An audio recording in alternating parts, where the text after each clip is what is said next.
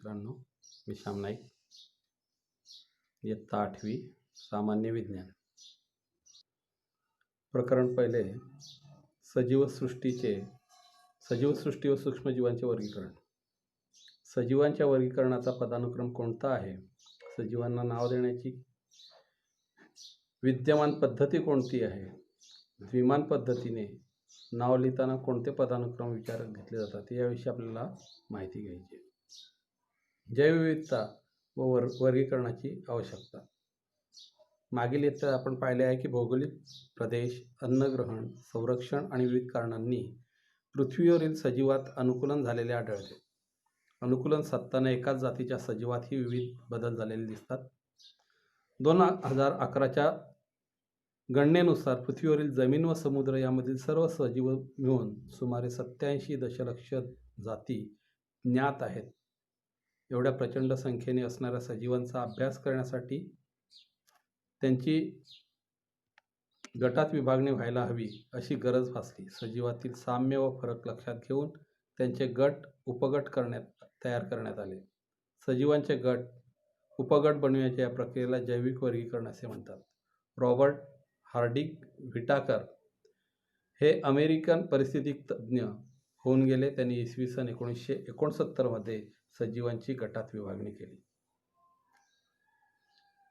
वर्गीकरणासाठी व्हिटाकर यांनी पुढील निकष विचारात घेतलेले आहेत. पेशींची जटिलता, द्विकेंद्री, आदिकेंद्री व दृश्यकेंद्रकी सजीव, सजीवांचा प्रकार आणि जटिलता, एकपेशीय किंवा बहुपेशीय सजीव, पोषणाचा प्रकार, वनस्पती स्वयंपोषी, कवके परपोषी, प्राणी परपोषी, जीवन पद्धती, उत्पादक, वनस्पती भक्षक, प्राणी विघटक, कवके, वर्गानुवंशिक संबंध, आदिकेंद्रकी ते दृश्यकेंद्रकी, एकपेशीय ते बहुपेशीय. त्या ठिकाणी सजीवसृष्टीची जर आपण विचार केला तर एकूण त्या ठिकाणी प्रमुखतः 2 गटामध्ये त्यांनी विभागणी केलेली आहे. पहिले आहे आदिकेंद्रकी सजीव आणि दुसरा आहे दृश्यकेंद्रकी सजीव. आदिकेंद्रकी सजीवांमध्ये एकपेशीय सजीव येतात, ज्याच्यामध्ये सृष्टी मोनेरा. दुसरा जो भाग आहे सजीव सृष्टीचा तो आहे दृश्यकेंद्रकी सजीव. याच्यामध्ये एकपेशीय सजीव आहेत, ज्याच्यामध्ये सृष्टी प्रोटिस्टा आहे. आणि दृश्यकेंद्रकीय सजीवांमध्ये बहुपेशीय सजीव जे आहेत त्याचे एकूण 3 गटांमध्ये विभागणी केलेली आहे. कवके, सृष्टी कवके, ज्याच्यामध्ये पेशीभित्तिका असणारे पण प्रकाश संश्लेषण करू न शकणारे. सृष्टी वनस्पती, पेशीभित्तिका असणारे व प्रकाश संश्लेषण करू शकणारे. आणि सृष्टी प्राणी, पेशीभित्तिका नसणारे. अशा रीतीने रॉबर्ट व्हिटाकर यांनी सजीवसृष्टीचं वर्गीकरण पंचसृष्टी पद्धतीमध्ये केलेले. आता सृष्टी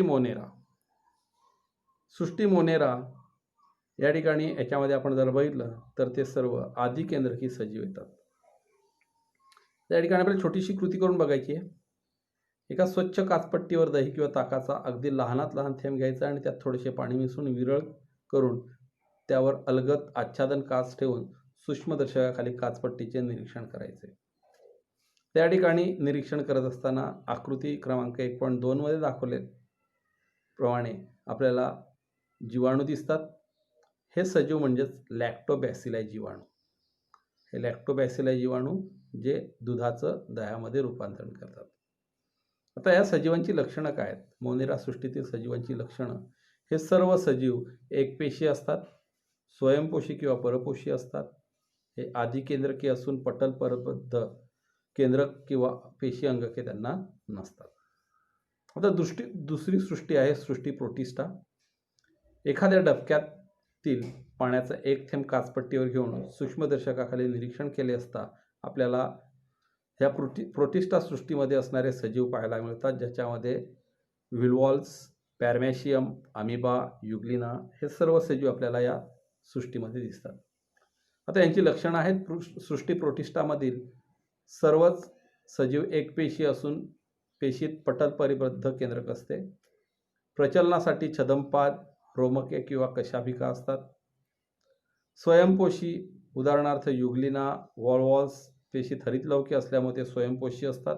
तसेच काही सजीव परपोषी आहेत, उदाहरणार्थ अमिबा, पॅरामेशियम, प्लास्मोडियम हे सजीव परपोषी आहेत. तिसरी सृष्टी आहे सृष्टी कवक, फंगी. आता याच्यामध्ये आपण जर बघितलं तर पावाचा ओलसर तुकडा किंवा भाकरीचा ओलसर तुकडा जर आपण काही दिवस जर तसाच डब्यात झाकण करून ठेवला तर 1-2 दिवसांनी त्याच्यामध्ये आपल्याला त्यावरती पांढऱ्या रंगाचे तंतू वाढलेले दिसतात. यातील काही तंतू काचपट्टीवर घेऊन सूक्ष्मदर्शकाखाली निरीक्षण केले असता आपल्याला बुरशी किंवा या ठिकाणी हे कवक हे आपल्याला पाहायला मिळतात.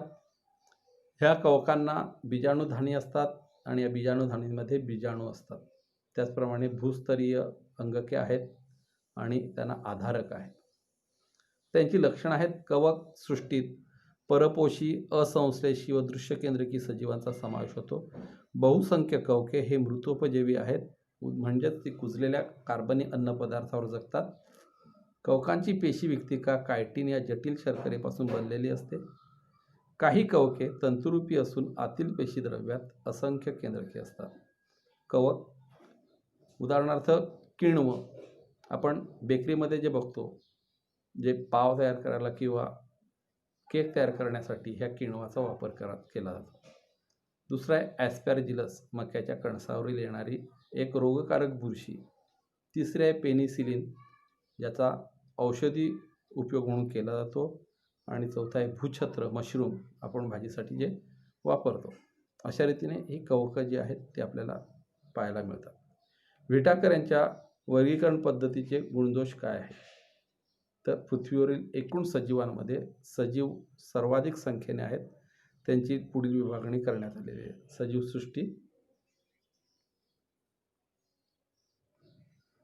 आदिकेंद्रकी, जीवाणू, दृश्यकेंद्रकी, आदिजीव, कवके आणि शेवाळे.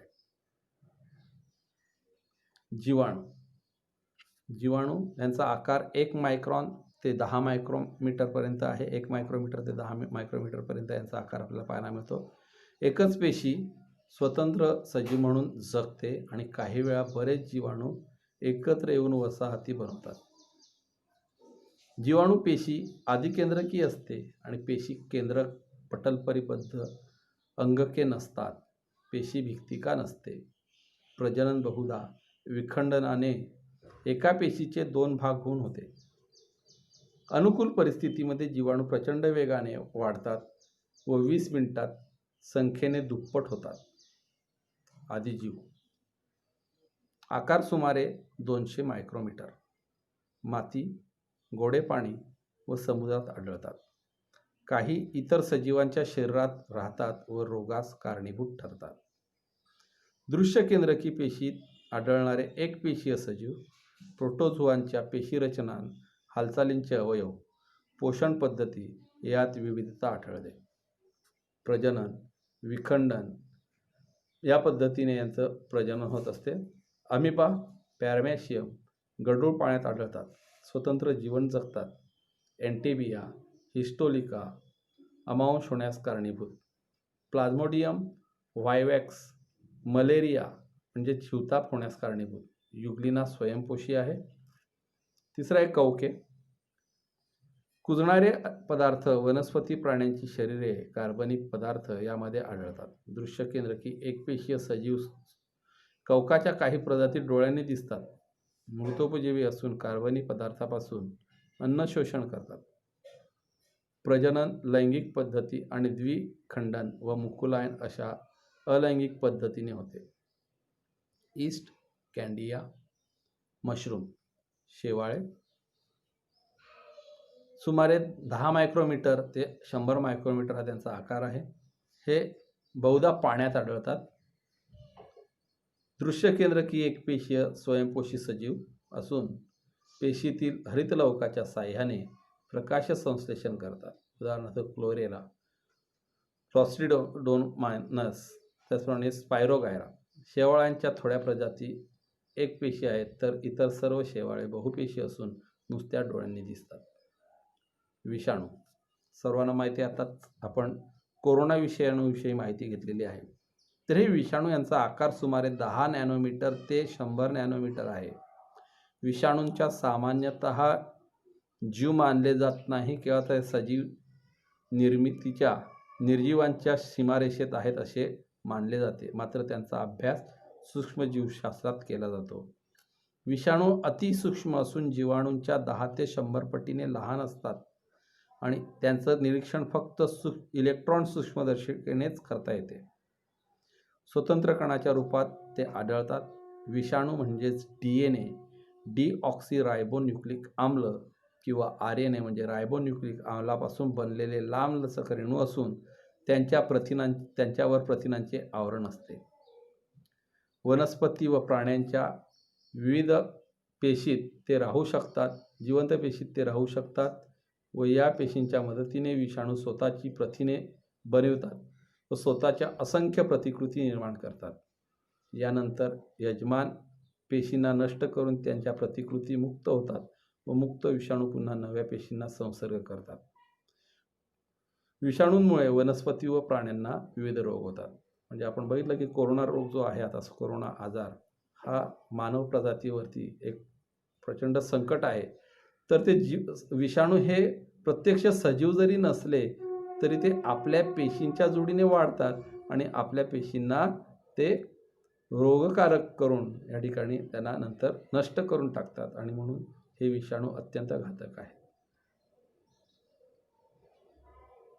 माहीत आहे का तुम्हाला, मानवामध्ये पोलिओ विषाणू, इन्फ्लुएन्झा, HIV, एड्स इत्यादी विषाणू विविध प्रकारचे आजार निर्माण करतात. त्याचप्रमाणे आताचा जो आपण बघितला की कोविड-19 हा जो आजार आहे तो कोरोना विषाणूमुळे तयार झालेला आहे.